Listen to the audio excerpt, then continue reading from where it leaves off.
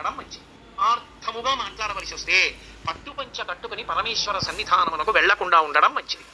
ఎందుకో తెలుసా? ప్రతి వస్తువుకి కూడా గుణదోషములు ఉంటాయి. ఒక్క పట్టుపంచ నెయ్యాలంటే ఎన్ని లక్షల పట్టు పురుగులో చచ్చిపోతాయి.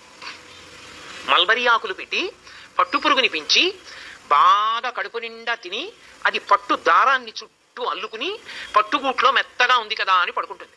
ఇక అది పడుకుని నిద్రపోవడం మొదలెట్టిన తర్వాత ఇక అది బయటికి రాలేదు, ఇక పట్టుదారం మొదలదు. ఇప్పుడు ఆ పురుగును ఒక్కదాన్ని తీసి బయటపడాయాలంటే పట్టు కాయని కోసేయాలి. కోసేస్తే దారం ఇంతంత ముక్కలు అయిపోతుంది. అందుకే పట్టు కాయలన్నీ ఏం చేస్తారంటే మరుగునీళ్లలో పడేస్తారు. మరుగునీటిలో పడిపోగానే ఆ పట్టు పురుగుకి తెలివి వస్తుంది. అది బయటికి వెళ్ళిపోవాలని దారాల మధ్యలోంచి పెడుతున్న మరుగునీటికి శరీరం ఉడికిపోతుంటే గిల గిల గిల గిల కొట్టుకుంటుంది. కొట్టుకుని బయటికి వెళ్లే మార్గం లేక తాను అల్లుకున్న గూట్లో తానే చచ్చిపోతుంది. చనిపోయిన తర్వాత పట్టుకాయని తీసుకొచ్చి కండికి పెట్టి తిప్పుతారు.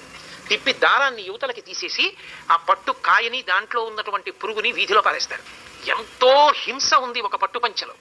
ఒక పట్టుపంచ కట్టుకుని ఒక పట్టు చీర కట్టుకుని ఆర్జిత సేవకి వెళ్లడం కన్నా నూలుతో చేయబడినటువంటి పంచ కట్టుకుని వెళ్లడం సర్వోత్కృష్టము. నేను వేదాన్ని ప్రమాణం చేసి మాట్లాడుతున్నాను.